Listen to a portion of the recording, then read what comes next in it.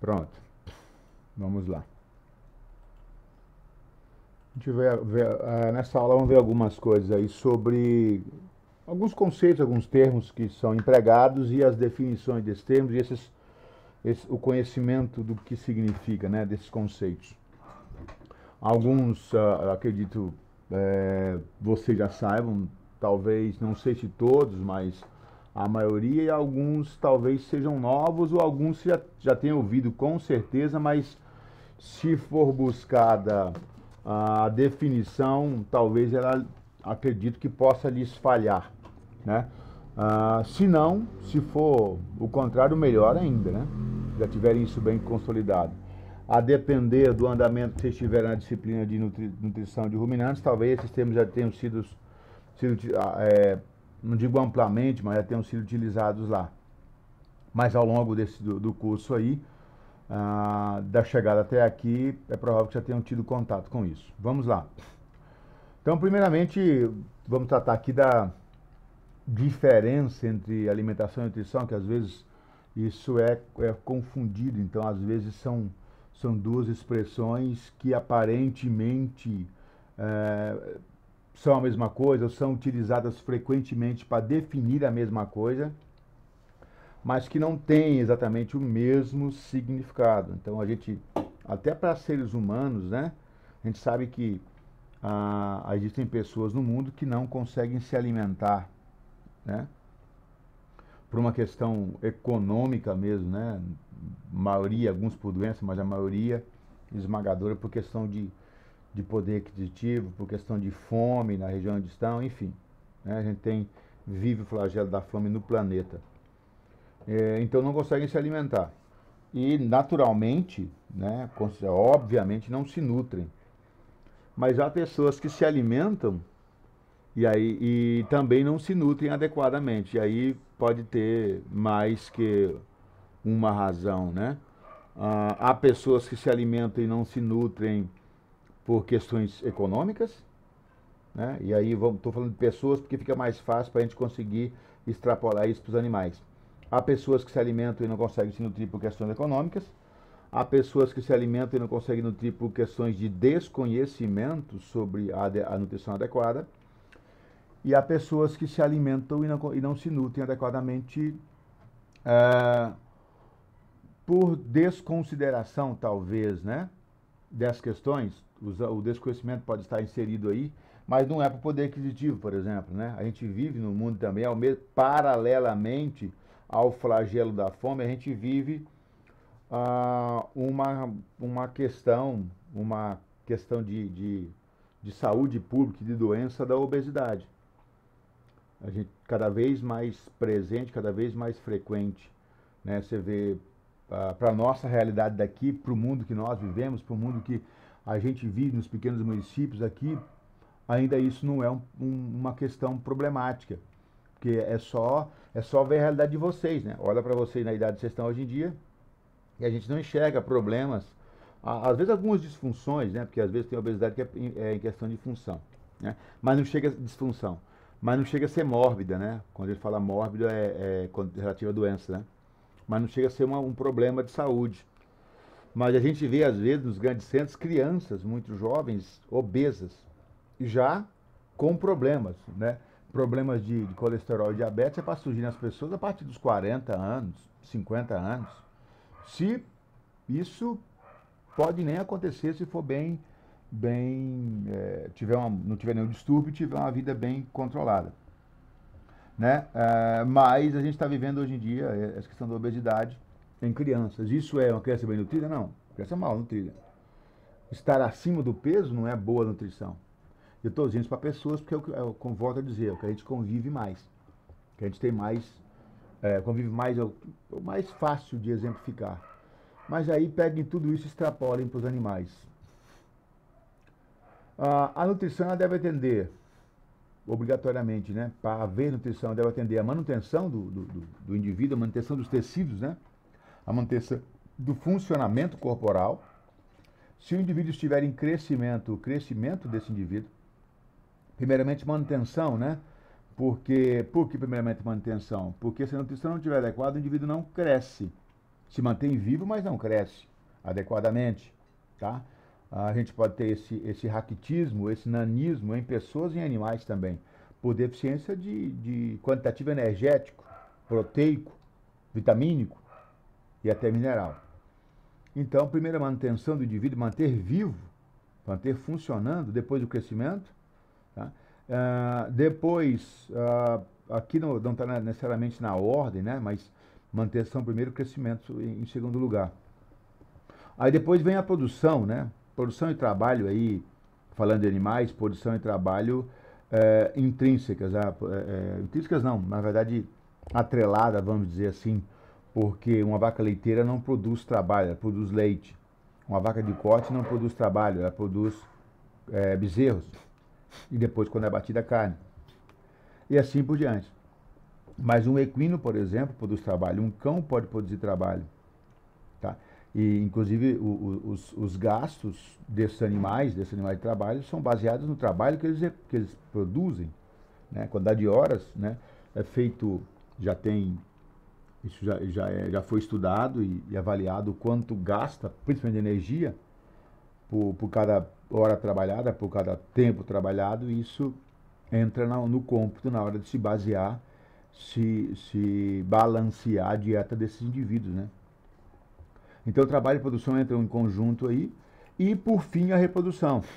Sabendo que uma das primeiras coisas que o indivíduo corta é a reprodução em caso de deficiência. Ela fica prejudicada.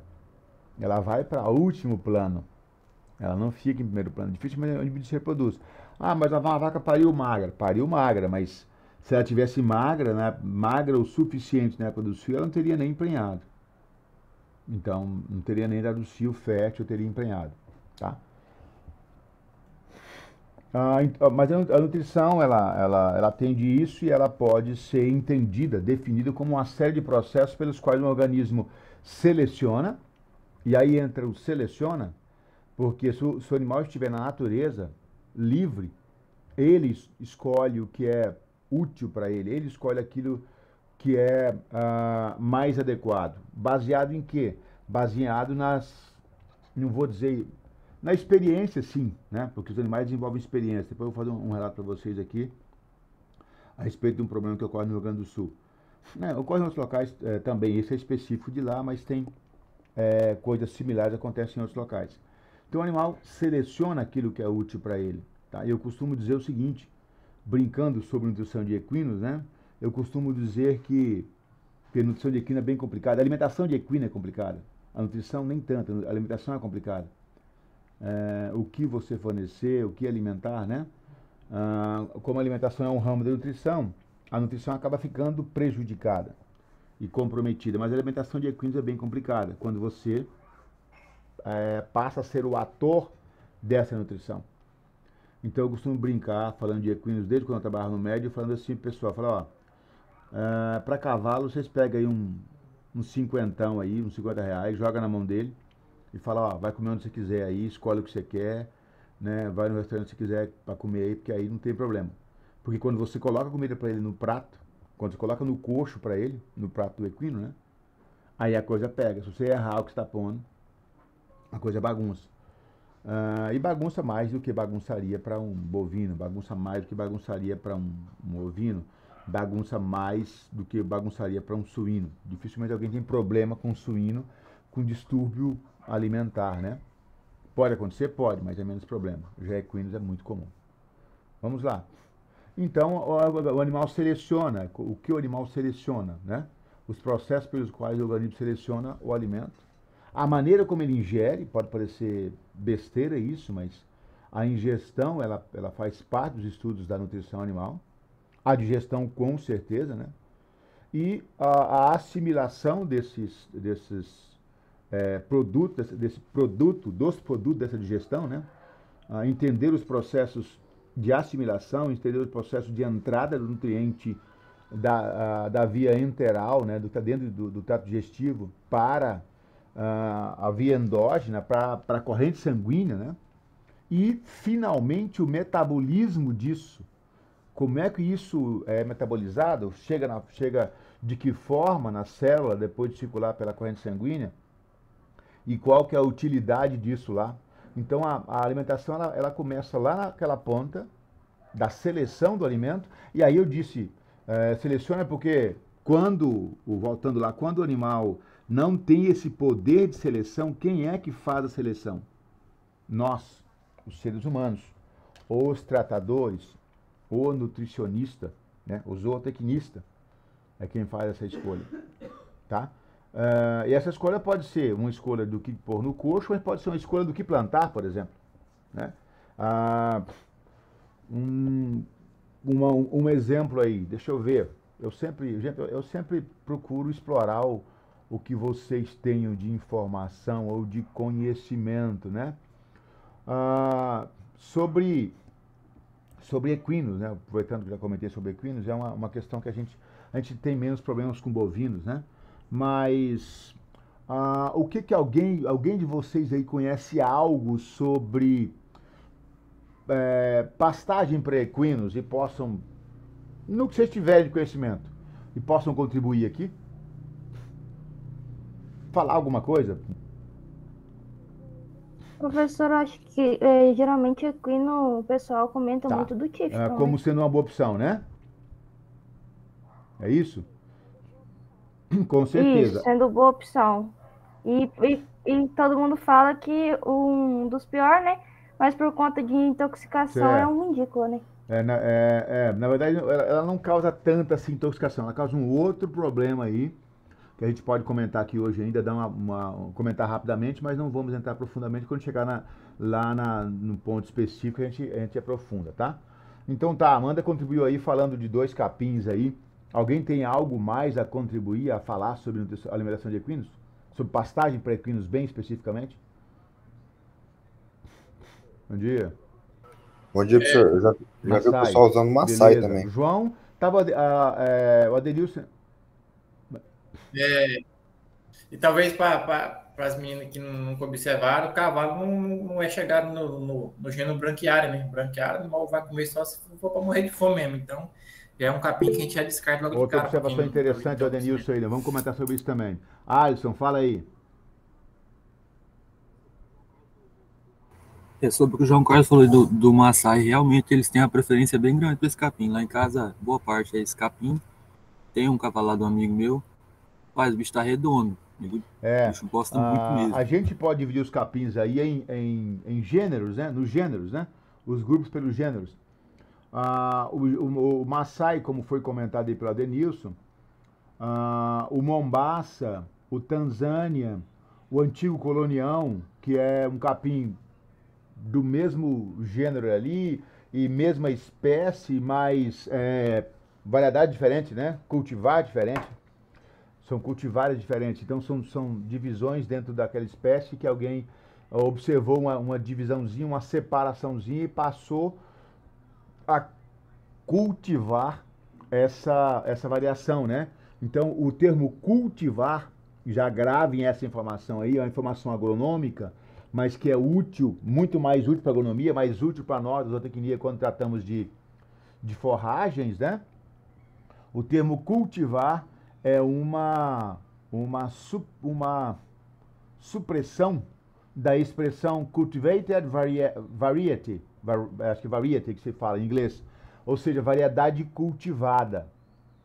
Cultivated variety, então cultivar. Então, o cultivar é eu tenho lá, eu planto lá, sei lá, numa área, num campo agrostológico, ou no material, eu tenho lá milhares de plantas, não sei quantas. E eu vou lá, eu começo a observar que tem uma planta que é um pouco diferente das outras. Tá? Ou seja, ela teve uma variação natural na genética dela, uma variação na expressão da planta, né? Vamos dizer assim, expressão fenotípica, o que a planta apresenta. Aí beleza, aí ela é diferente. Ou um bom observador, um pesquisador, pode observar aquilo interessante, como é o caso do capim Miyagi. Ele não foi feito, até onde eu sei, por nenhum centro de pesquisa. Ele foi feito por um japonês que interessou por aquele ali. O japonês tem. A gente fala, os japoneses são inteligentes. Não, eles são dedicados. Não que eles não sejam inteligentes, não é isso. Mas eles têm paciência e dedicação, que a gente não tem. Né? A gente atropela a paciência das coisas e não observa. Então observou e tal, observa aquilo ali e passa, não, eu vou reproduzir isso aqui. E como ela é uma variação, e você passa a cultivar aquela variação, então é uma variedade cultivada, um cultivar, tá? Então você tem os cultivares, né? Maasai, Mombasa, Tanzânia, Miyagi, etc, etc. Tem vários aí, tá? E aí a gente tem esses capins, a gente chama do gênero, esse gênero mudou de nome, né? A gente chamava de Panicum antigamente, Panicum maximum. Panicum maximum cultivar Mombasa, Panicum maximum cultivar Maasai, Panicum maximum cultivar Miyagi, Panicum maximum cultivar Colonião e assim por diante, tá? Esses são os cultivares. Os capins, eles são o mesmo, a mesma espécie, só. Mas aí você tem um Maasai baixinho, você tem um Colonião que a distância entre uma folha e outra dá quase um palmo. Ele produz mais talo que folha, um capim ruim, por esse sentido, mas muito palatável, gostoso, dizendo assim, né? Mas pouco digestivo. Aí você tem o Tanzânia, que ficou um pouco melhor. Aí você tem o Mombasa, que ficou melhor ainda, o Mombasa ficou mais baixo. A distância entre os nós da planta, e aí cada folha sai em cada nó daquele, ficou mais curto, e aí você aumentou a quantidade de folhas, a folha ficou mais larga, é um capim mais verde, mais escuro, um capim mais exigente, mas que responde melhor que o Colonião, rebrota melhor, rebrota mais rápido, produz mais folha. Então, ele foi trabalhado para isso, né? Para se escultivar. Aí tem o Maasai, como falaram aí, tem o Aruana, que é muito usado para ovinos, e assim por diante. Todos eles são Panicum, tá?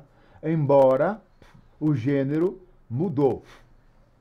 Taxonomicamente não é mais Panicum, tá? Mas na agronomia todo mundo vai falar Panicum, na zootecnia todo mundo vai continuar falando Panicum. Mas nos trabalhos científicos, né, eu mesmo no doutorado já coloquei essa expressão que já havia mudado. É Megatirsus. Mudou só o gênero. É Megatirsus maximum cultivar tal. Não é mais Panicum maximum. Para as braquiárias citadas aí, que o Adenilson citou, não, o João citou, né? Eu acho que foi. O cavalo não come braquiária. Aí é preciso definir. O cavalo come braquiária sim, porque como a Amanda falou, a umidícula é uma braquiária. Mas eu não tô dizendo que o que você falou está incorreto, tá, João? É que é o seguinte, quando a gente fala, o cavalo não come braquiária. Não, ele não come o marandu. O cavalo não come marandu, mas ele come... Você conhece Rusiziense, João?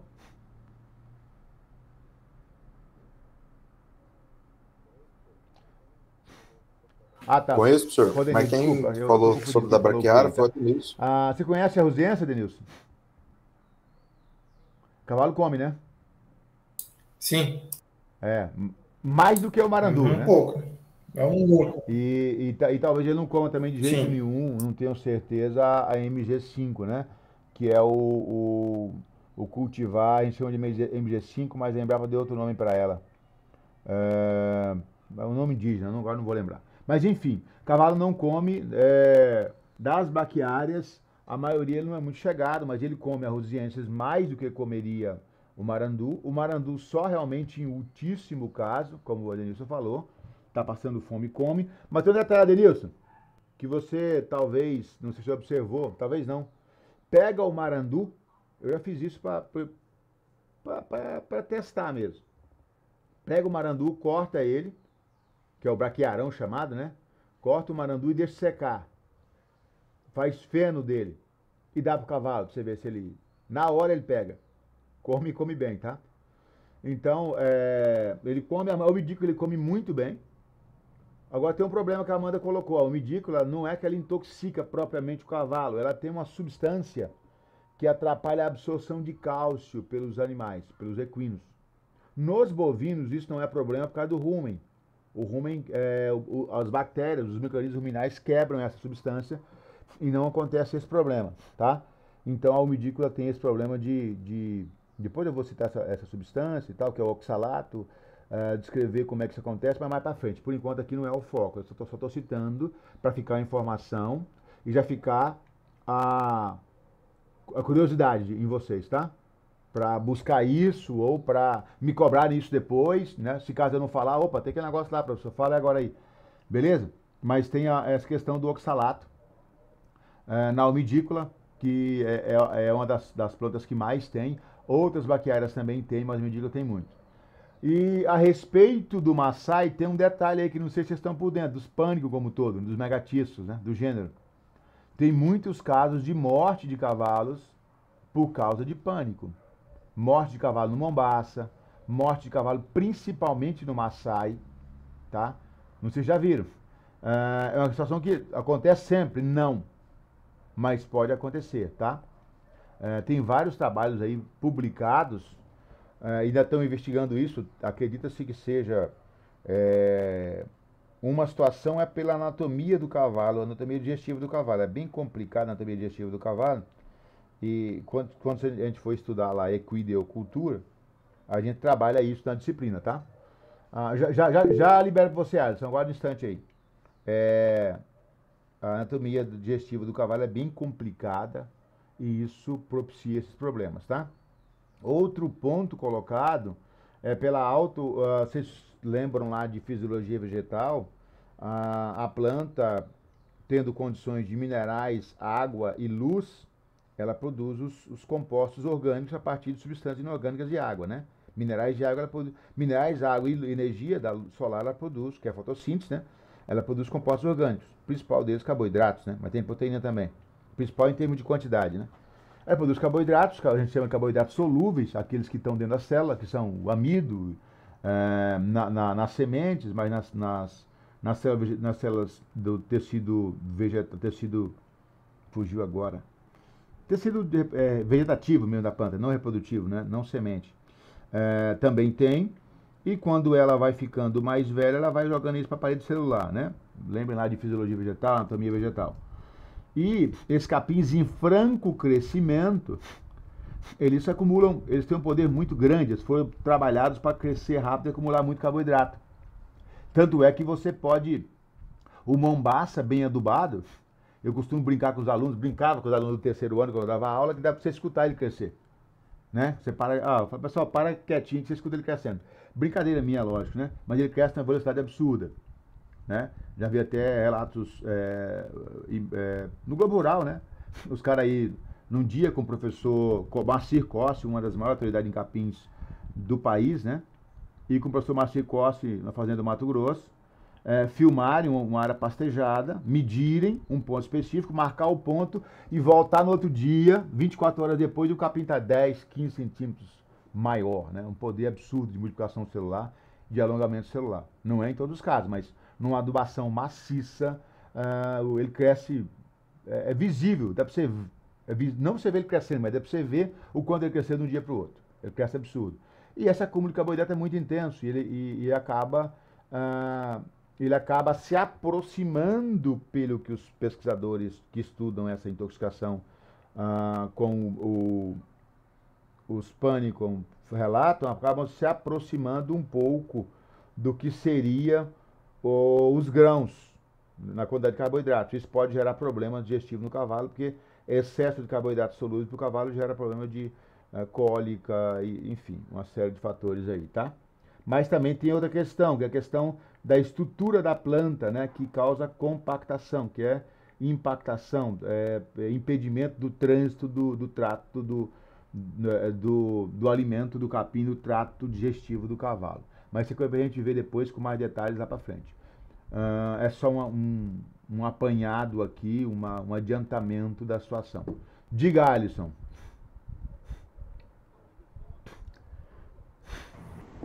Uma vez eu entrei mais a fundo procurando, assim, pesquisando o que seria essa questão do Maasai fazer mal para o cavalo, né? A única coisa que eu encontrei foi a questão do capim passado. Aí outra parte que os pesquisadores colocam como problema, Alisson, que é o excesso de fibra nesse capim. Fibra mal digerida, né? Mal digerida não, perdão. Fibra que ela está e fica mal digerida porque ela tem baixa digestibilidade, entendeu? Então, fibra de baixa digestibilidade acaba travando o trânsito intestinal do cavalo, acaba obstruindo, entendeu? E aí é problema. Vocês vão entender isso aí quando a gente estudar a dinâmica, os movimentos que o cavalo faz no intestino, né? Que é um troço bem interessante. E aí isso pode acontecer. Mas pode acontecer também, Alisson, com capins novos, rebrotando, tá? Em sistema que você põe os animais de tira, se legar um cavalo num pasto de pastejo contínuo, você vai ter menos problema. Se nesse caso que você falou desse animal que tá nesse pasto de Maçai, ele tá sozinho ou tá com outros animais? Como é que tá? Tá. Olha só. Quando você tem outros animais no meio, os bovinos fazem essa correção, principalmente bovinos, né? Eles cortam o capim geral, né? É lógico que tem preferência pro capim mais tenro, mas não tem o poder de seleção que o cavalo tem. Aí cortam geral. Esse capim, ele tá o tempo todo sendo estimulado a rebrotar, porque quando você corta o ápice, a tendência, que vocês sabem, voltem lá de novo em fisiologia vegetal, vocês vão ver que os capins, né, as gramíneas, elas têm 3 pontos básicos de crescimento, não. De crescimento, vamos dizer assim. Um ponto de crescimento é o meristema apical, a ponta do capim, né? Que se eu for lá no meristema apical e cortar abaixo dele, que é naquele ponto ali, é um ponto como se fosse de propulsão. Não sei se vocês lembram disso. Dali para cima a multiplicação do celular, dali para baixo a deposição de célula e alongamento. Então daquele ponto abaixo não cresce mais. Mas as células que crescem acima, elas multiplicam naquele ponto, é o ponto de multiplicação do capim, é o meristema apical chamado. É como coqueiro, tá? Coqueiro. Se você quebrar o ponteiro do coqueiro, ele não... Acabou o coqueiro, né? Dali para coqueiro ali é morto. Aquele tecido morto, madeira. Daquele ponto ali, o coqueiro não cresce mais. Se eu, a partir do ponteiro, ele lança folhas para cima, multiplicação celular, e para baixo as células vão sendo depositadas e endurecidas. Então ele cresce empurrando para baixo e espichando para cima. Ele cresce para dois lados, só que para cima é por multiplicação celular, para baixo é por alongamento celular. Então ele não multiplica mais, tá? O meristema é isso. Se eu for no capim e deixar os animais comerem e abaixar e cortar esse meristema apical, esse ponto de rebote eu perdi. Daquele perfil foi perdido, aquele não cresce mais, aquele vai morrer. Acontece, agora tem que manejar para não deixar acontecer muito. Outro ponto de rebote é o axial, né? Lateral, né? Na bainha, na base da folha. Se eu cortar o meristema apical, o que acontece? Ele rebota na base. Acontece com a cana. Quem aqui já mexeu com cana sabe disso. Vai na cana lá no meristema apical dela e corta. Chega num nó ali, um nó abaixo da onde ela está soltando as folhas, corta. O que vai acontecer? Ela vai soltar uns perfilhos, aquelas gemas que tem laterais, vão soltar uns perfilhos. Vai ficar aqui igual uma árvore de Natal, cheia de folhinha do lado. Quem já... Se ninguém nunca fez experiência, faça e vai perceber isso. Chega numa cana, num perfil de cana, na cana ali, numa das canas, corta em cima, abaixo do ponto de rebote dela, você vai ver daqui uns dias ela vai rebotar nas laterais ali. É o rebote axial. É um rebote que o capim tem. E o outro é o basilar. Lá da base, como a cana também faz, lá da base solta um perfil que vem de baixo e ele forma uma outra cana. De capim ou de cana mesmo, cana de açúcar. Tá? São esses 3 pontos. Com os bovinos em cima, eles vão cortando esse capim o tempo todo e ele vai o tempo todo lançando rebrotes. Se o animal comeu o meristema apical, o ponto de crescimento do ápice daquele perfil, ele vai obrigatoriamente ter uma coisa chamada, também fisiologia vegetal isso, tá, gente? Dominância apical. Você deve ter visto isso, imagino, em biologia ou em fisiologia. É hormonal isso, né? Dominância apical. Quando você corta a dominância apical, aí as gemas que estavam inibidas, ou axiais, ou na base, elas vão ser estimuladas, né? Elas estavam sendo controladas por essa dominância, esse hormônio que a planta produz, estavam sendo controladas para não manter em dormência. A partir do momento que cortou, aí fala, opa, agora é minha vez. Ela emerge, tá? Mesma coisa acontece quando você deita uma planta, né? Deita uma cana que deita, quando ela deita, ela sai um monte de broto. O fato de você deitar, a dominância apical também ela é não zerada, mas ela é reduzida. Então, por isso que quando você pega uma cana, que o capim, quando você... capim de plantio, que já plantou capim... esse capim... Lá com o Fagton, alguém já plantou aquele capim com ele lá, o capiaçu. Quando você corta e deita ele rebrota. Só o fato de deitar, as gemas já são ativadas. E se você cortar ainda, picar a planta, picar a cana do capim, quanto mais você picando ela, picar demais também não, senão você acaba ficando sem gema, né? Mas quando você picar também, você intensifica a dominância, porque ela está na ponta, você cortou, a partir de você cortou, a base da planta lá, que era mais antiga, as gemas mais maduras, sob mais influência da dominância, já vão perder na hora aquela dominância. Você cortou, não está tendo ligação mais da planta com a ponta. Então você deitar a cana de açúcar, ou deitar o capim, esse capim de plantio que tem cana, e você picar ele, você já está estimulando o rebrote, tá? Entrei um pouquinho aqui em fisiologia, mas a gente vai tratar de trabalhar com equinos. Então, equinos come capim, então a gente tem que falar sobre capim. Não é nutrição de ruminantes, mas é herbívoro, tá?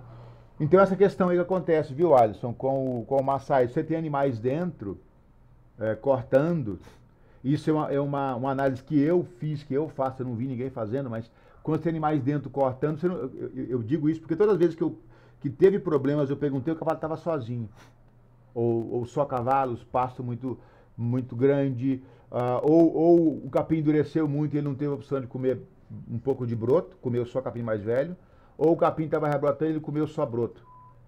São duas situações que geram. Mas depois a gente pode ver alguns artigos aí que tratem desses problemas eu tenho alguns salvos aqui e tal, e tem mais na internet aí. Agora isso é só para nós aqui na região norte, tá, gente? O que prova que está ligado à velocidade de crescimento mesmo. É do Mato Grosso para cá. Os relatos que tem é Mato Grosso. São Paulo você não vê relato. É Mato Grosso.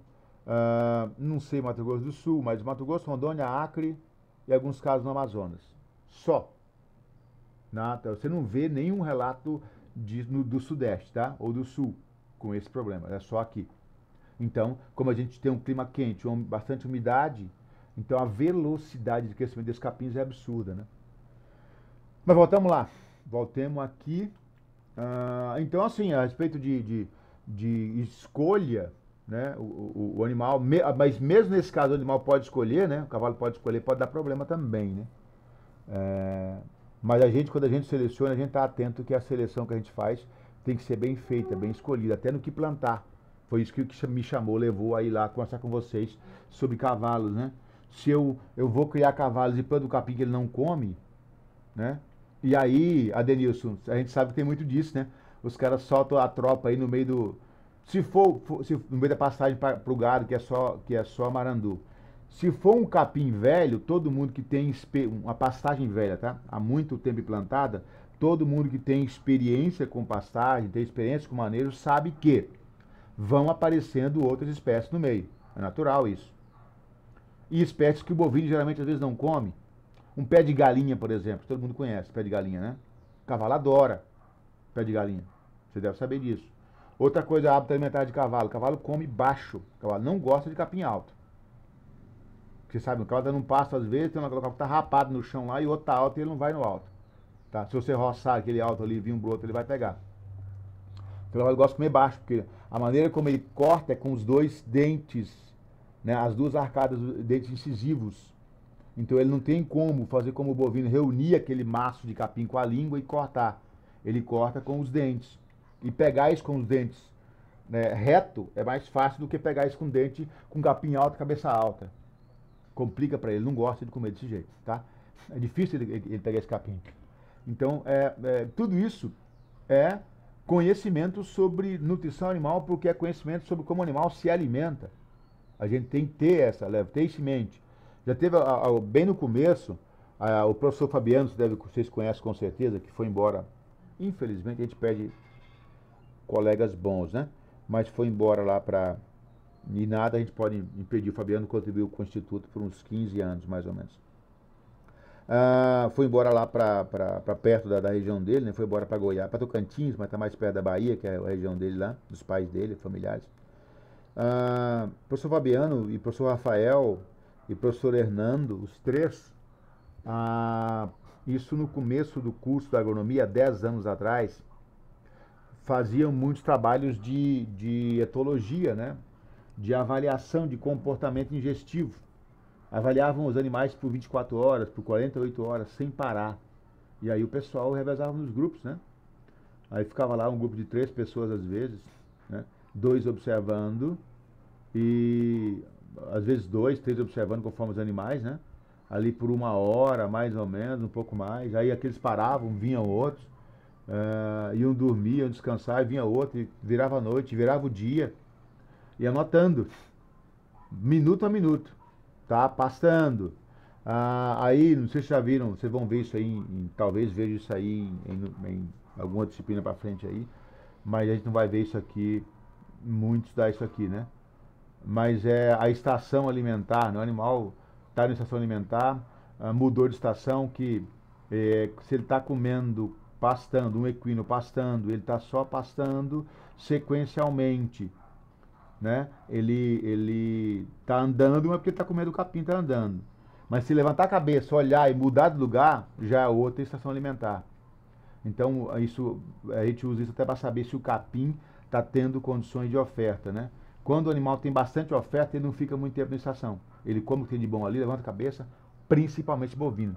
Levanta a cabeça, vai comer outro canto, levanta a cabeça, vai comer outro canto, assim por diante. Quando o capim está ruim, ele não tem para onde ir, ele nem levanta a cabeça para o horizonte. Ele só fica ali, no mesmo lugar. E vai dando um passinho, e vai andando, ele pega e passa, às vezes, horas colhendo capim, porque não tem capim suficiente. Demora para ele conseguir a quantidade que ele precisa. Quando tem bastante, ele dá umas bocadas aqui. Quem mexeu com vaca sabe disso. Bota a vaca, o gado no pasto novo, ela sai doida.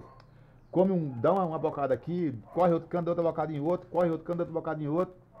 Pegando só o que tem de melhor, né? Como se você abrisse uma mesa de frios ou de alimentos e liberasse o... Vamos pensar bem certinho aqui.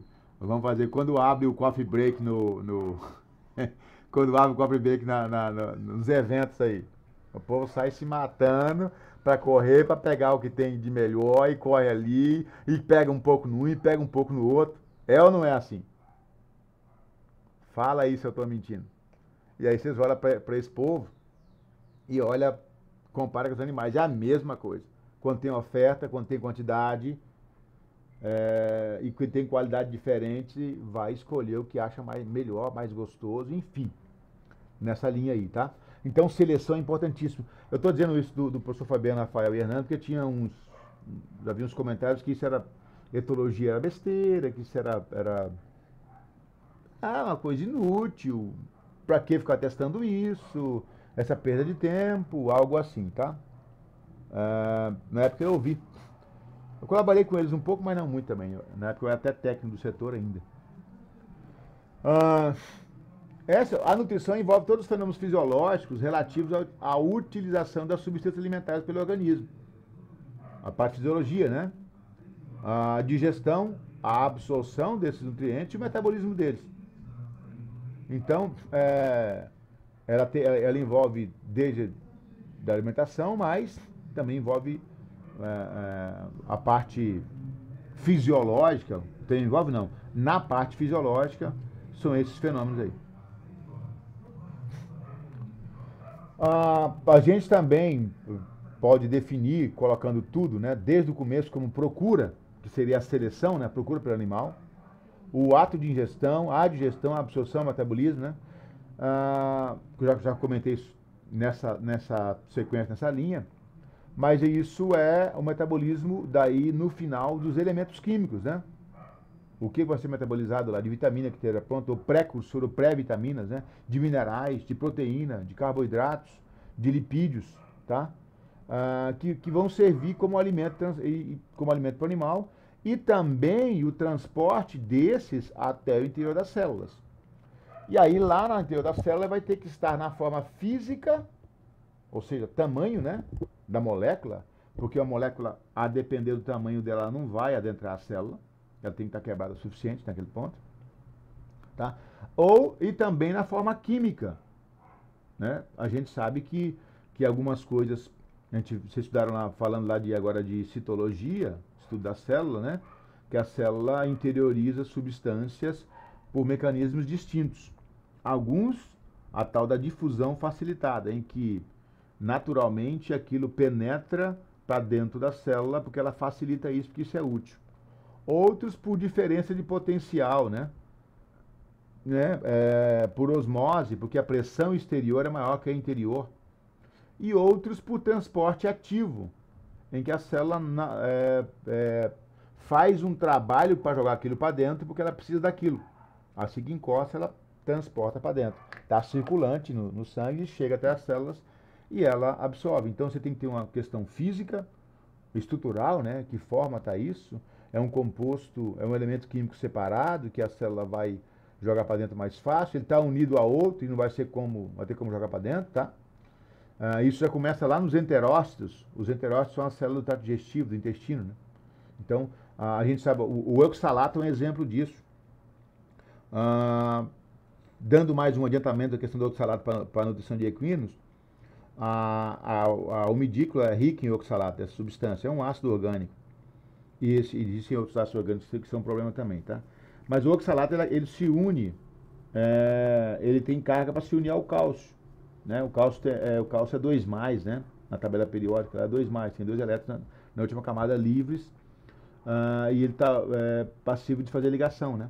A distribuição lá dos elétrons na eletrosfera, aquilo lá do ginásio, vocês viram? Acho que depois vira em química de novo, não sei. Mas enfim, o cálcio é 2+, ele faz ligação. E o oxalato se liga ao cálcio. E o oxalato de cálcio formado, ele não é absorvível pela célula do intestino. Ele passa batido e sai nas fezes. Só o cálcio livre é absorvido. Então, esse é um problema, tá? Então, se não tiver da forma adequada, não vai ser absorvido. Estou adiantando um monte de coisa lá na frente, já estou dando umas pinceladas lá na frente, voltando lá atrás também em química, em bioquímica, em um monte de coisa, porque eu sempre digo que o conhecimento ele não é isolado, ele tem que ser construído com um monte de base. Por isso que vocês têm química, física, matemática. Então, um exemplo, o que eu ponho no coxo, né, nas imagens, né, eu estou colocando no coxo para os animais consumirem. Nesse caso aí, talvez seja uma manipoeira, não sei, parece algo líquido, né, são imagens que eu pego, mas só a partir de exemplificação. A imagem do meio aí, ó, olha o malabarismo que esse cervo está fazendo para atingir, para ramonear as folhas do alto. Isso não é um animal pequeno, tá? Esses são animais grandes. Então tá bem alto isso aí, ele está fazendo um malabarismo enorme para atingir, para comer, porque aquilo para ele é bom, né? Porque é gostoso, porque tem algum nutriente que ele identificou que tem, o organismo identificou, e ele precisa comer isso. E outra situação é um alimento aí sólido, né, mais pastoso, à disposição para suínos. A maneira como eu oferto, o espaço de oferta, né? A gente sabe que às vezes as pessoas vão alimentar, agora está muito em moda, né? Semi-confinamentos, mas hoje todo mundo já tem um pouco mais de conhecimento sobre isso. Mas nos semi-confinamentos não disponibilizar espaço físico de coxo suficiente para os animais. E aí não tem desempenho, uns vão bem, outros não. Quem é que vai bem? Os que batem, os que dominam o coxo. Os que são dominados não vão bem, porque não tem espaço para ele comer e não vai sobrar nunca. Ele não vai conseguir se impor para os outros.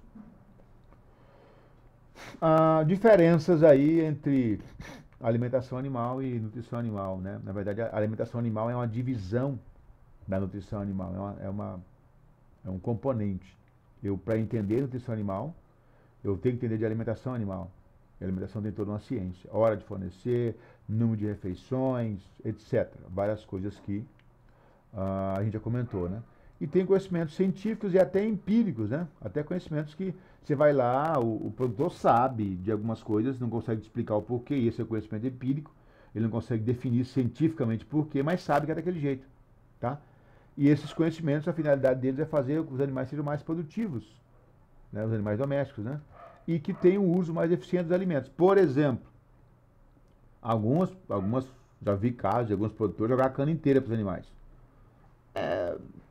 Preguiça, vamos ser bem realistas, tá? Não é falta de tempo não, o cara faz isso todo dia, então é preguiça. Não pode faltar tempo todo dia para ele. Aí o animal tá com a cana na boca lá, eu vou usar bovino só que vocês talvez tenham mais contato e tal. Aquela cana na boca lá, igual como tivesse aquelas gincanas antigamente de comer barbante, né? Quem chegava no ponto do nó mais cedo, mais fácil. Que é difícil sem usar as mãos, né? E o bovino não tem mão para usar. Aí ele pega aquela cana enorme, 1 metro, 1,5 metro de comprimento, fica aquele malabarismo, aquele negócio, tentando quebrar ela e tirar um pedaço e tal. Cara, não funciona, né? O mínimo que você podia fazer é picar em pedaços menores. Pedaços pequenos o suficiente para ele pegar um pedaço e quebrar na boca mastigar e engolir. E aí o cara joga inteira. Pô,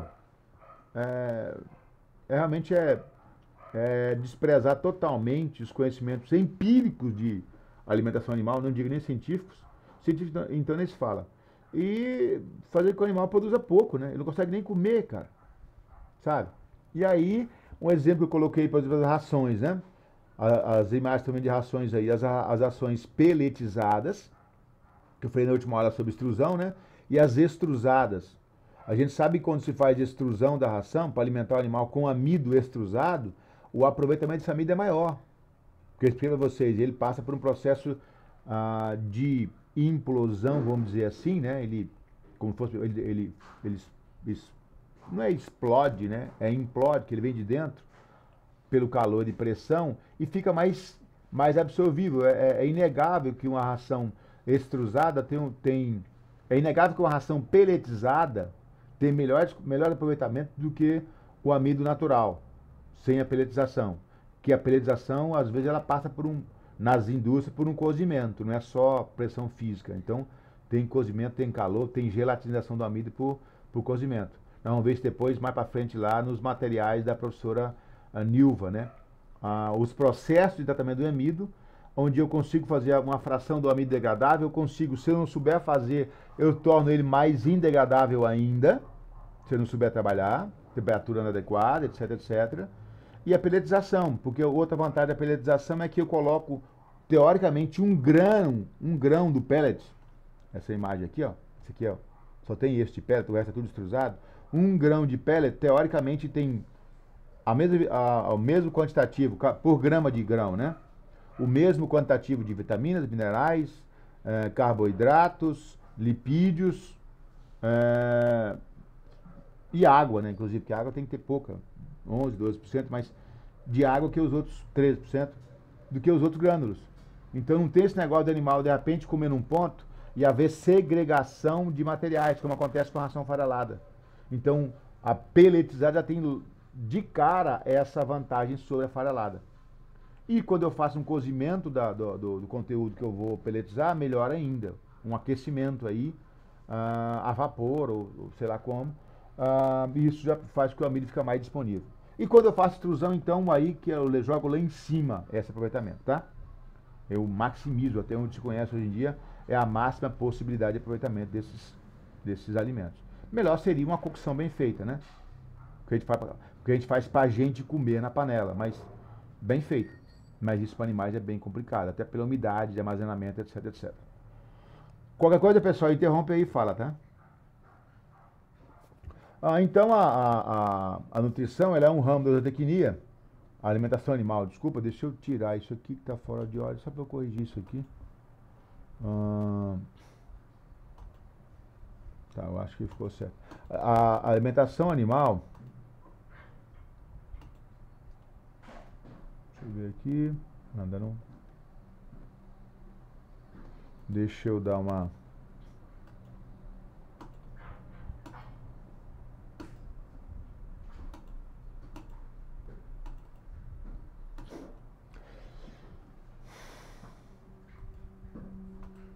Que de acho... Ah, tá. Entendi. Aqui tá a questão.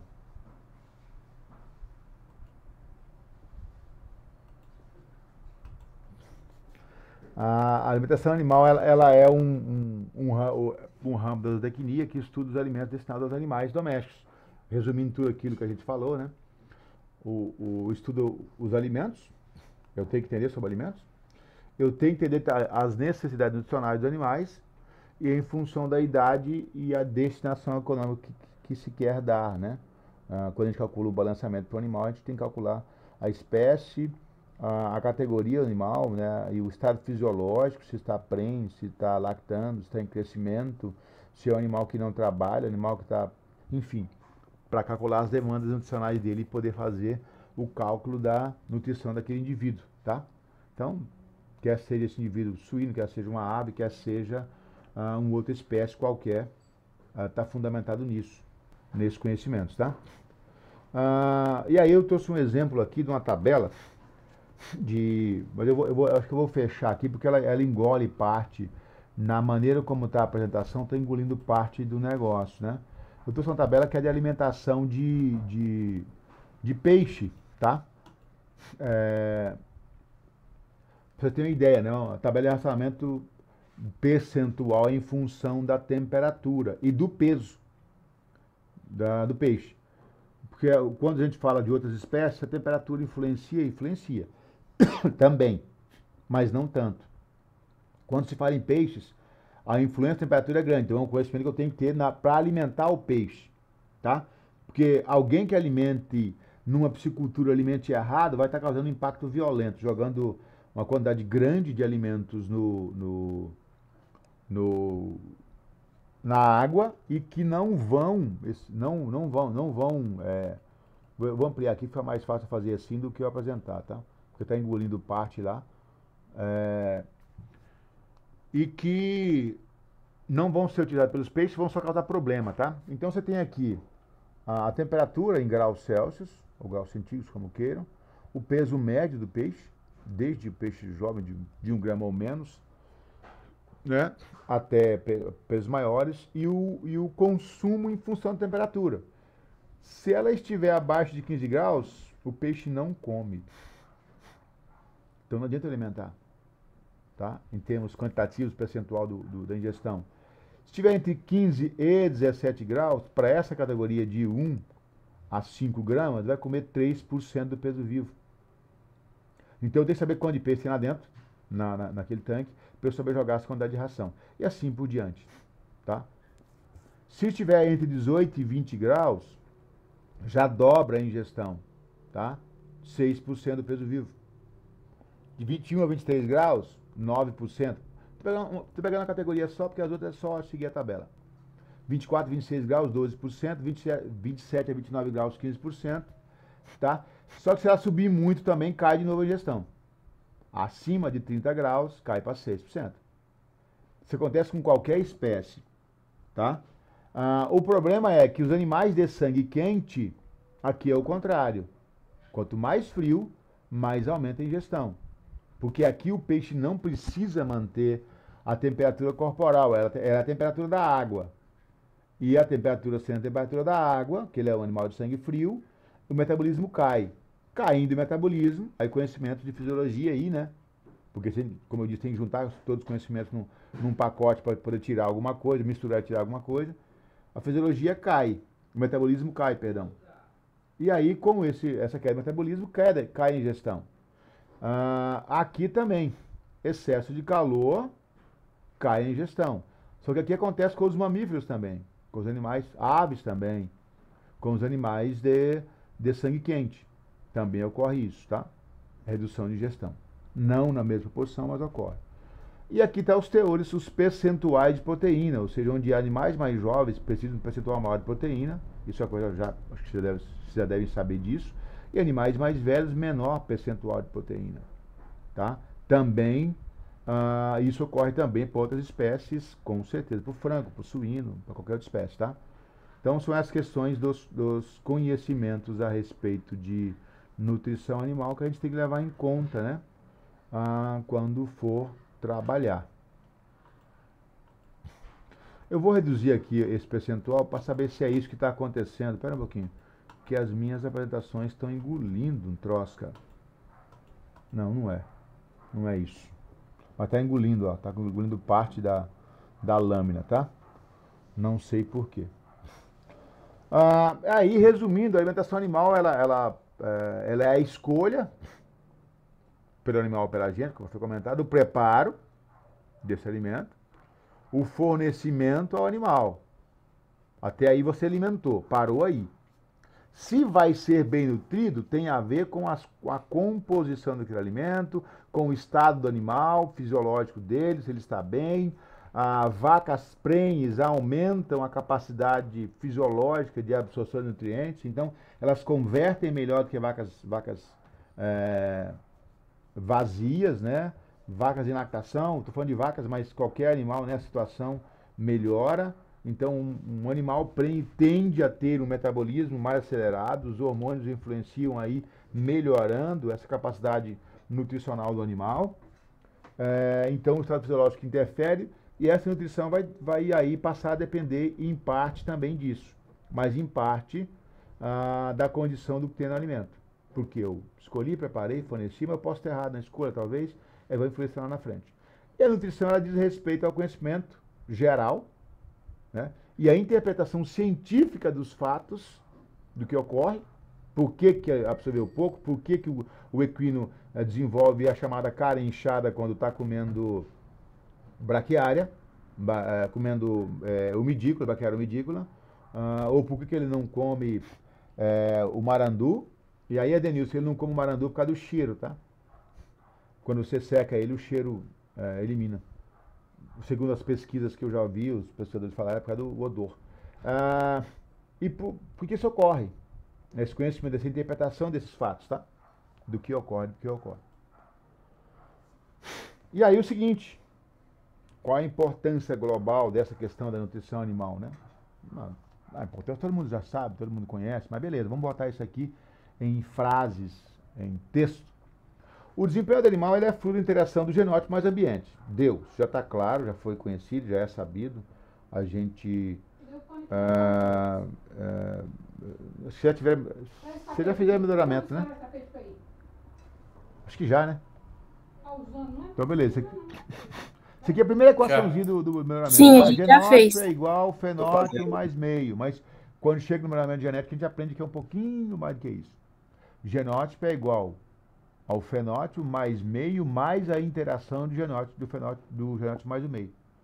Então, essa a equação mais destrinchada do melhoramento é genótipo é igual a fenótipo mais meio, mais a interação, os efeitos de interação do genótipo com o meio. Né?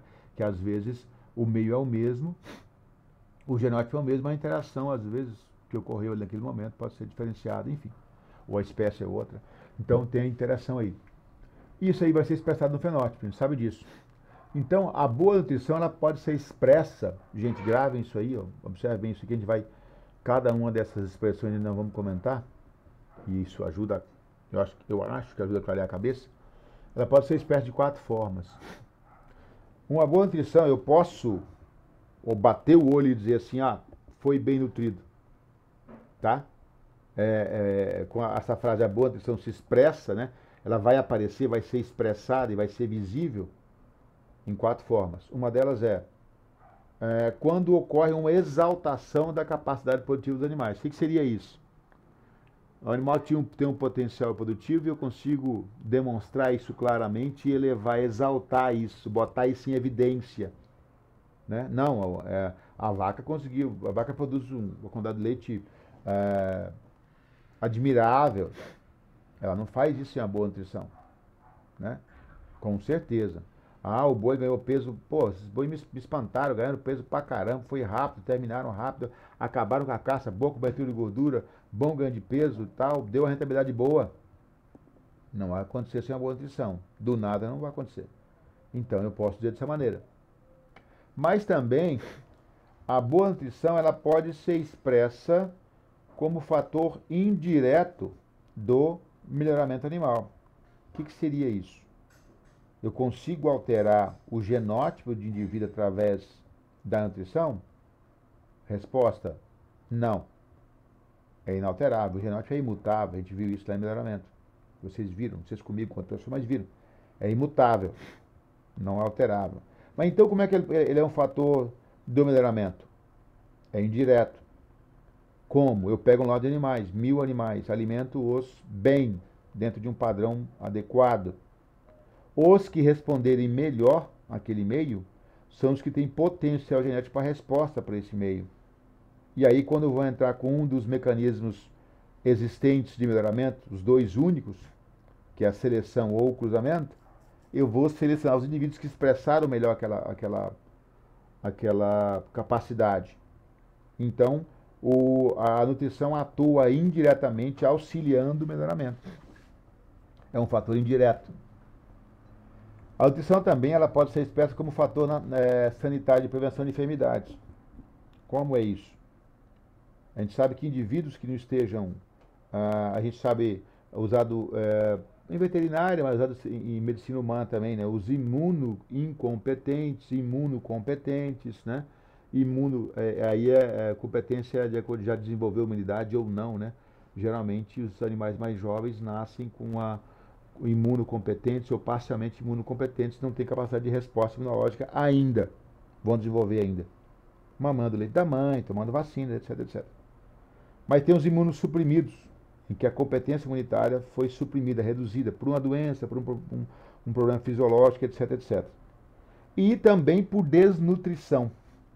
Então, a boa nutrição favorece uma resposta imunológica maior e melhor na vacina, por exemplo, né? Não sei se já viram isso, mas quem lida com animais lá e tal, isso eu aprendi no curso técnico da pecuária. Não se vacina animais doentes, cansados, estressados, parará, parará, parará. Tá? Não se vacina porque dentro das vacinas há vacinas vivas que podem, eventualmente, esporadicamente, muito raramente, desenvolver doença se o indivíduo estiver com as condições alteradas. Estressado, já com outra doença, a imunidade baixa, etc, etc. Pode não responder, mas pode até desenvolver a doença. Tá? Mas não há resposta. Nutrição, se nutricionalmente, por exemplo, tiver com problema. Um exemplo disso, uma explicação disso. As estruturas de defesa tem mais que um tipo, né? Mas existem as chamadas globulinas, né? Imunoglobulinas. São proteínas, moléculas proteicas circulantes no sangue, que vão ter função, por exemplo, no caso do coronavírus, de aderir à espícula do vírus e impedir que ele venha aderir a outra estrutura, a outra situação. Tá? E aí, isso é proteína, que é, como é que eu posso dizer, produzida pelo corpo. Só que para poder produzir aquela proteína, depende de outra proteína para que haja proteína à disposição do corpo para poder montar aquilo. Aquela proteína específica. Porque se não tiver, o animal não vai responder, tá? Então, por isso, fator sanitário de prevenção de enfermidades. Mas também é um fator econômico de produção zootécnica. É o famoso faz-me rir, né? Se você não tiver uma boa nutrição, você não tem um retorno que você imagina que pudesse ter, tá? Porque senão você não vai ter esse retorno. Então, são essas quatro maneiras que a gente pode colocar aí que a nutrição pode ser evidenciada, mostrada ou expressada. E agora aqui só alguns termos, definições, tá? Conceitos, né? O que é alimento? Não, isso é fácil. Mas às vezes fala para mim, aí eu sei, mas não consigo explicar. Então tá aqui. Alguém criou uma explicação, que não fui eu, está no livro do Andrigueto, tá? O Andrigueto tem na biblioteca, como é um livro antigo, é muito bom aquele livro, está desprezado por alguns colegas, já vi alguns, o Andrigueto é... Mas, cara, o Andrigueto é completo, né? Eu li esse livro, né? Esqueço o nome o nome completo dele. Eu tenho os dois aqui, são dois volumes, né? Volume 1, volume 2, Nutrição Animal, acho que é José, deixa eu pegar aqui, pera um pouquinho. Vou mostrar para vocês ele aqui, deixa eu abrir e mostrar ele aqui. Como é que é o nome do bendito? Eu sei que a gente fala Andrigueto, José Milton Andrigueto. A gente fala Andrigueto. É um livro muito antigo. Deixa eu fechar aqui para mostrar a imagem para vocês, tá? Deixa eu abrir minha câmera. Esse é o 1, Nutrição Animal. A imagem está invertida aí, parece, não sei, né? Andrigueto. E esse é o 2. Tá? O 1, as bases e os fundamentos da nutrição animal. Tá? E os alimentos. Tem várias coisas sobre alimentos aqui. E aqui, a alimentação animal. Tá? Um livro todo só sobre como alimentar. O 2 tem de texto, tem 400 páginas. O 1 e o 2 mais ou menos do mesmo tamanho, tá? Eles são mais ou menos mesmo, os dois volumes do mesmo tamanho.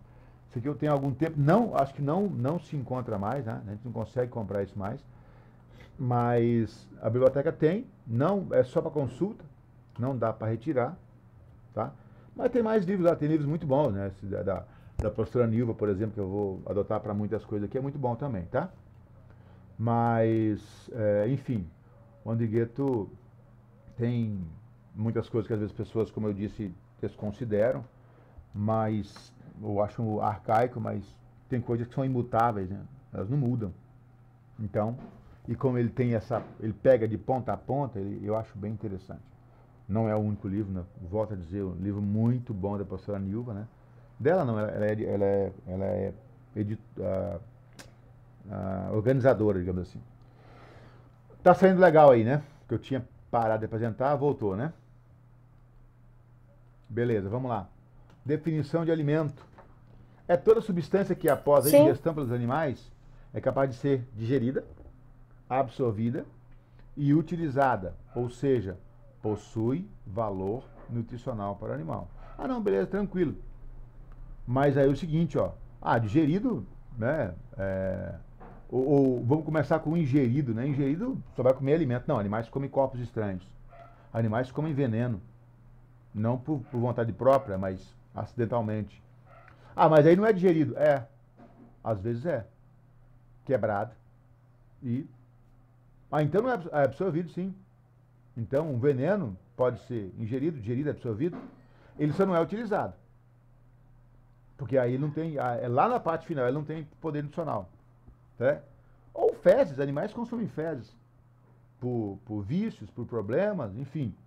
Inclusive é o seguinte, há situações, por exemplo, em que fezes, hoje não é mal utilizado, mas a cama de frango, quando se utilizava casca de arroz, não a maravilha, né? Porque a maravilha, a celulose é muita celulose, muito dura, mas quando se usava cama de frango com casca de arroz, antes dos anos 2000, antes do mal da vaca louca explodir e ter problema no mundo, era utilizado como alimento para animais. Eu já usei cama de frango no Instituto para alimentar a vaca leiteira. E qual é o princípio disso? O que fala para mim, aqui não é nutrição de ruminantes, mas fala para mim, o que vocês acham que a cama de frango pode ter que pode ser útil para a vaca leiteira? Nitrogênio. Nitrogênio. Né? Amônia. Porque o frango não libera nitrogênio como a gente, né? A gente libera na forma de ureia, o frango libera na forma de amônia, se não me engano. Mas tem amônia. E tem resto de ração. Justamente pelo resto de ração, era um problema antes, a cama de frango, por causa do botulismo, né? Que às vezes morriam pintinhos, morriam frangos no meio, e desenvolvia a bactéria do botulismo e acabava intoxicando os animais. Tinha muitos casos, às vezes, de usar cama de frango e matar o rebanho por causa do botulismo. Tá? Depois desse assunto lá para a disciplina de produção de ruminantes lá, enfim, talvez para nutrição de bovinocultura de corte, talvez seja abordado, pode ser abordado lá. Mas aí tinha esse problema às vezes, tá? Mas aí foi proibido por questão de resíduo de ração. Como na ração de frango usa resíduo de animais, inclusive pode ser bovinos, aí por causa do mal da vaca louca, e essa ração pode cair no chão, e aí o animal ingerir junto com a cama, então foi proibido, tá? Mas era utilizado como alimento para os animais. Aí o seguinte, é fezes, mas se ela tiver valor nutricional, ela é alimento. O animal ingere, a gente pegava essa cama de frango, moía ela, dava um trabalho danado porque na época a fábrica de ração tinha um piso, não era aterrado, e embaixo tinha um porão. Aí eu fiz um buraco, fiz uma saída do moinho, coloquei naquele buraco, então eu jogava a cama de frango em cima e ele moía e jogava para baixo, naquele piso. Então o pó não dava pó em cima. Porque senão tem que respirar aquele pó complicado, pó da cama de frango, de fezes e tal, fungo, né? É complicado. Mas aí moía aquele pó e pegava aquele pó e colocava no meio do capim picado e tal, entendeu? Eu posso também que alimenta toda a matéria que é capaz, suscetível, né, de ser transformada e aproveitada pelos animais. E aí as fezes entram aí. E tinha também tecnologia de utilizar fezes suínas para alimentar bovinos, tá? Existe tecnologia, mas também foi proibida. Por questões sanitárias também. Era necessário um processo de tratamento dessas fezes e tal, em escadas de decantação e lavagem, mas o que sobrava, na verdade, não era bem as fezes, eram os resíduos não digeridos pelo suíno. A parte que o suíno tem digestão ineficiente, né? Menos eficiente que a do bovino, quando se trata de grãos, né? E grãos bem moídos, é lógico. só que é mais eficiente que as aves. Mas aí o que sobrava era aproveitado, mas também é proibido, tá? Então, se pode ser aproveitada como transformada e aproveitada, é alimento. Esse alimento pode ser vegetal ou animal, a gente sabe disso, isso aí é claro, né? Pode ser das duas formas. E a alimentação na verdade, a procura, né? Botei ingestão aí, mas a procura desse alimento, procura ingestão ou a administração, né? Que quando eu forneço isso para o animal, tá? É bem tranquilo esse conceito. E aí vem aquele conceito de alimentos volumosos, alimentos concentrados, né? Acho que já viram isso, imagino, mas vamos rever aqui de novo. Quais são os alimentos volumosos, né? São aqueles que possuem teor de fibra superior a 18% da matéria seca. Existem algumas exceções, existem alimentos que têm teor de fibra alto, mas têm teor de proteína alta, etc, etc. Mas, via de regra, a maioria esmagadora, os alimentos que têm um teor alto de fibra na matéria seca, acima de 18%, eles não são considerados alimentos concentrados, e sim alimentos volumosos. Via de regra, as forragens, capim verde, silagem, feno, palhada, palha de sobra de palhada de arroz, sobra de palhada de colheita de roça de milho, pode ser utilizado. Existe tecnologia para tratar aí, para ruminantes, tá, gente? Para tratar isso aí, fornecer para os animais, com soda cáustica, com gás de amônia, com cal, né? Cal para hidrólise, enfim. Mas isso é para ruminantes, tá? Para equinos não se aplica. E, então, é só curiosidade. Abandona aqui, vamos para o que nos interessa. Alimentos concentrados, né? São aqueles que possuem menos de 18% de fibra na matéria seca. Todos? Não. Tem algumas exceções, mas a maioria esmagadora é isso, tá? E aí os concentrados são divididos em dois grupos. Os proteicos, aqueles que têm menos de 18% de fibra na matéria seca, e mais que 20% de proteína na matéria seca. Proteína bruta, tá? Então, um exemplo aí, torta de algodão, torta de soja, farelo de soja, farelo de girassol, farelo de amendoim. Então, eles têm um teor de fibra baixo varia entre eles, mas menos que 18%, e tem um teor de proteína acima de 20%. Então, se for para descrever alimento concentrado, não é os que têm mais de 20% de proteína, não. É os que têm mais de 20% de proteína e menos de 18% de fibra. Menos que 18% de fibra. Na verdade, a maneira correta de descrever não é menos de 18%, menos que 18%, né? Então, vamos corrigir isso aqui já. Não que seja totalmente errado, mas é o mais correto escrever menos que, mais que, né? Então, esse é o alimento concentrado proteico, né? Então, é o alimento concentrado proteico e alimento concentrado energético, aqueles que têm menos que 20% de proteína na matéria seca, mas tem menos que 18% de fibra também na matéria seca. Menos que 18, menos que 20. Menos que 18 de fibra e menos que 20 de energia, tá? Proteína, perdão. Então, eles se classificam como energéticos, porque o teor de proteína é mais baixo. Já tinham visto isso, né? Acredito que sim. Vamos lá, nutriente. O que é nutriente? É todo constituído do alimento, aquilo que tem no alimento, tá? Ou um grupo de constituintes do alimento. Exemplo, mineral é um nutriente. Mas é um só, não, é um grupo. Há um agrupamento de minerais aí que serve como nutrientes, tá?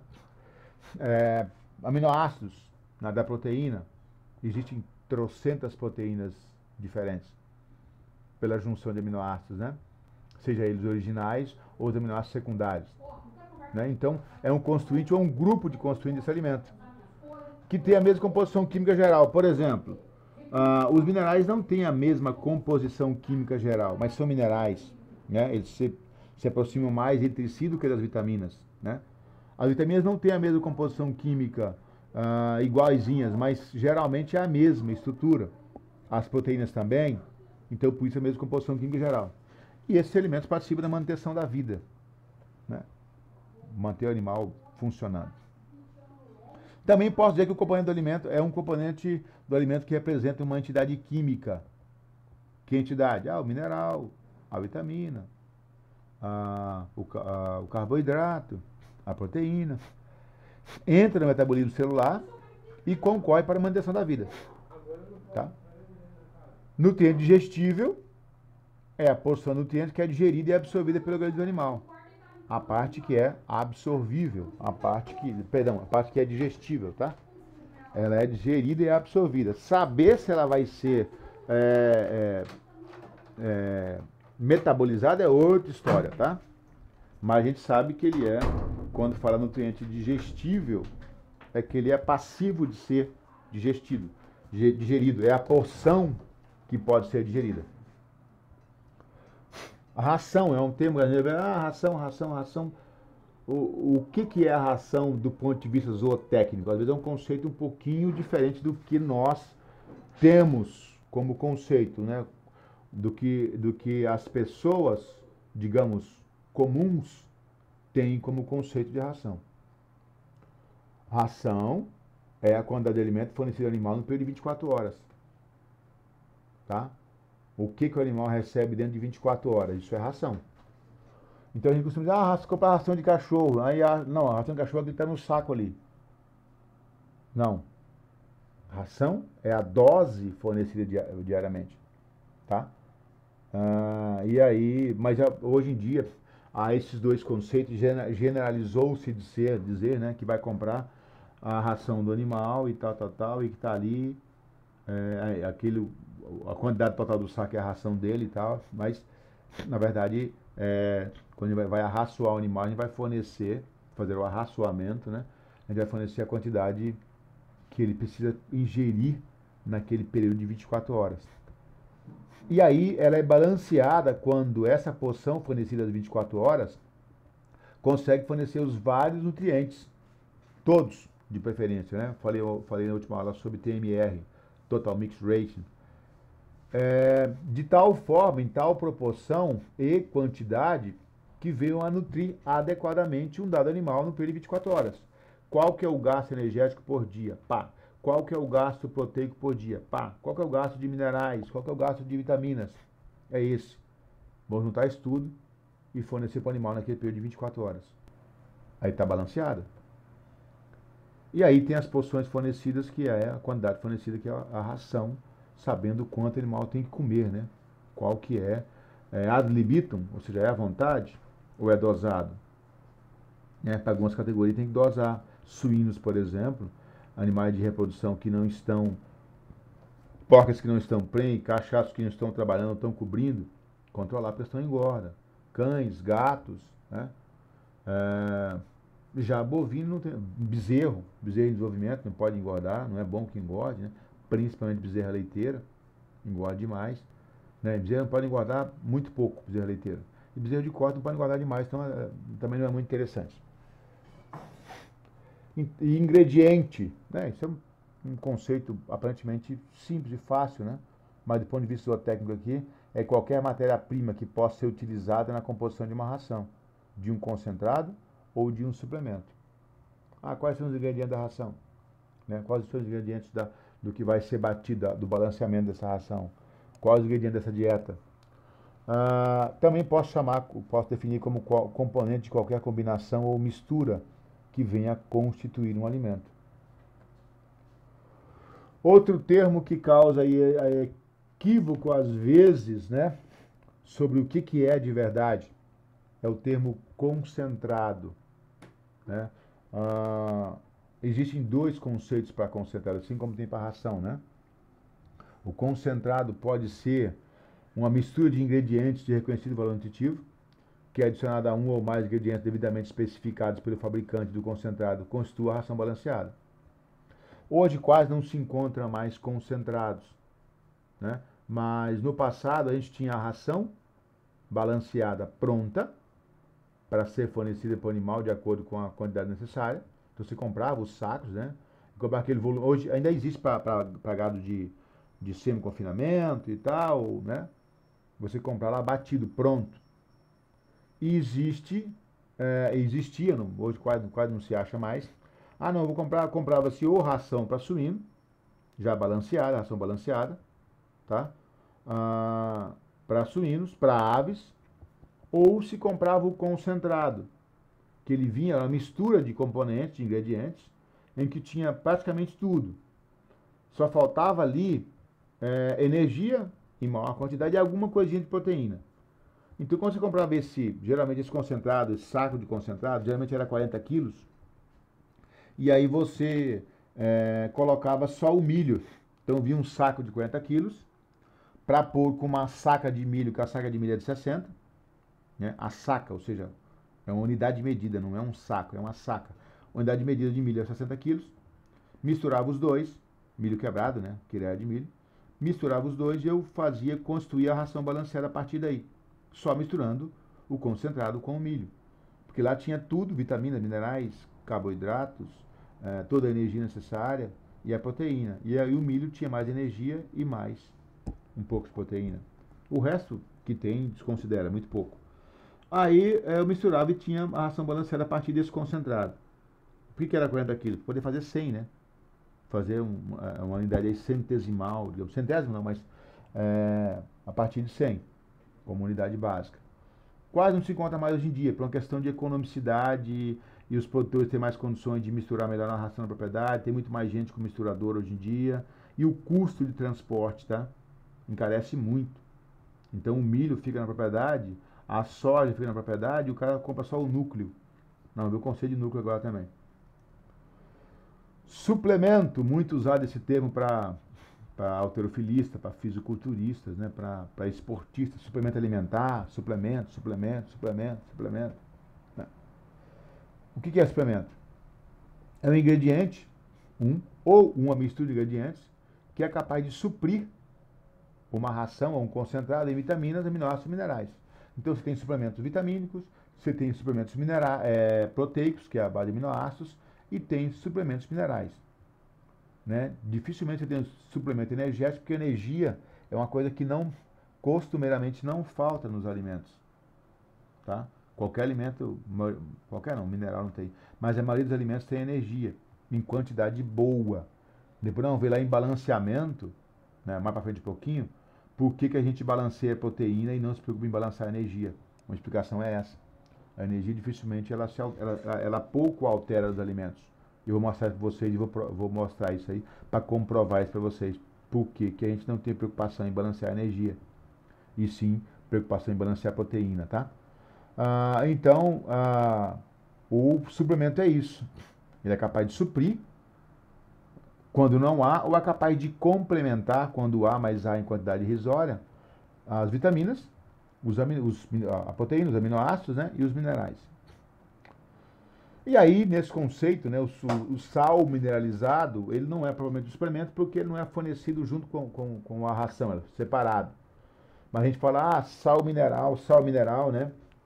E um comentário rápido aqui a respeito de sal mineralizado, é porque a gente fala sal mineral, mas é sal mineralizado por quê?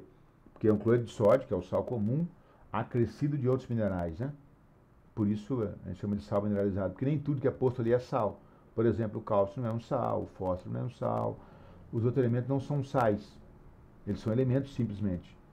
Um sal é uma junção, é uma reação química de junção de pelo menos dois. A ureia é um sal, né? Existem venenos que são sais, né? O glifosato é um sal, só diluir ele na água, né? Ele pode ser sólido, pode ser líquido. Então é um sal, quimicamente é um sal, né? Então, o cloreto de sódio é um sal. Então, sal mineralizado. Por isso o termo sal. Mas não, todo mundo fala sal mineral e beleza. Tá bom, tá? Não vão ignorar esse conceito, não vão criticar ninguém, nem. Mas sal mineralizado seria o, digamos, mais correto, tá? O que é o sal mineralizado? É uma mistura de micro e macroelementos minerais que é administrado diretamente dos animais.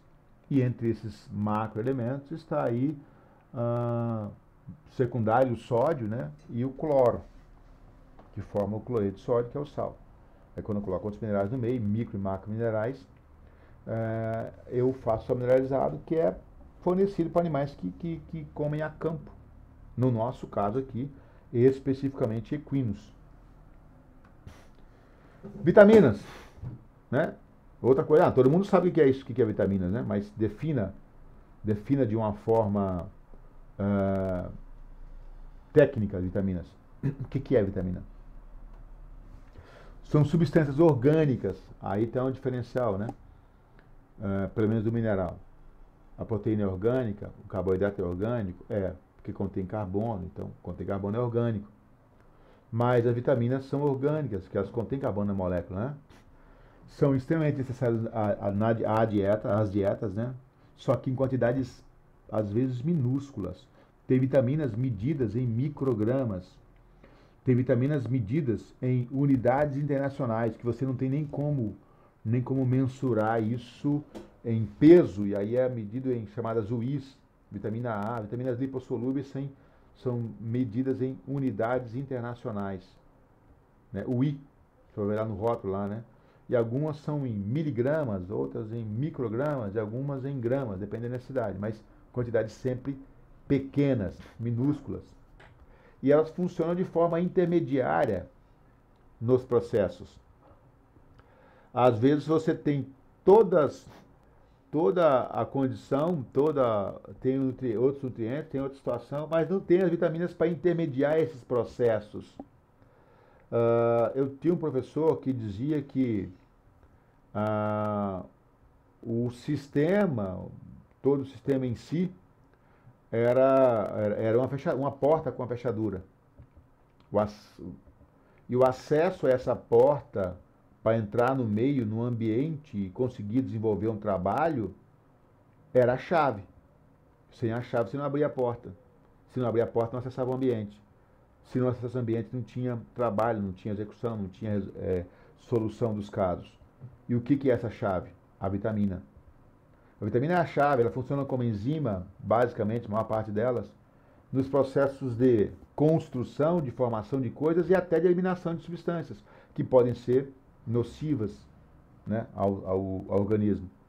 Então, as vitaminas, elas têm essa função aí, mesmo em quantidades minúsculas, de intermediar processos, né, no organismo animal. Aditivo.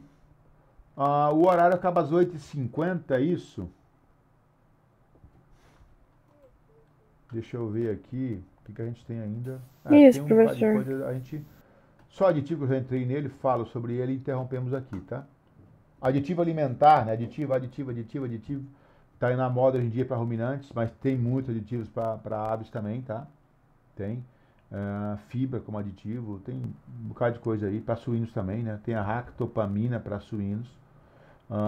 Tem alguns aditivos para equinos também.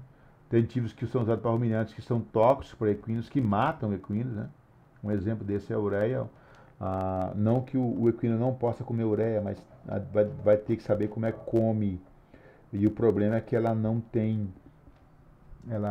Você pode dar ureia para equino, pode não matar ele, mas não tem efeito que tem no bovino. Então, os estudos aprovaram aí que um professor de Lavra trabalhou com isso e que não vale a pena, tá? Enfim, são substâncias que são intencionalmente adicionadas ao alimento, com a finalidade de conservar. Então tem um aditivo conservante, né? Tem lá nos alimentos nossos, nos alimentos animais, nas rações, com a função de intensificar cor, intensificar odor, intensificar sabor, tá? Ou modificar propriedades. Por exemplo, melhorar a absorção, impedir um sequestrante, por exemplo. Nós fizemos isso semestre passado com a turma, não lembro qual aí, batendo ração para a avicultura e colocando sequestrante porque o milho estava mofado. Depois vamos ver o que é um sequestrante, tá? Para quem não teve contato ainda. Só que esse aditivo ele não pode alterar, ele não pode prejudicar o valor nutritivo, tá? Então, conservar, mudar cor, dar sabor, modificar propriedades químicas que venham a ser prejudiciais, só que não pode prejudicar o valor nutritivo.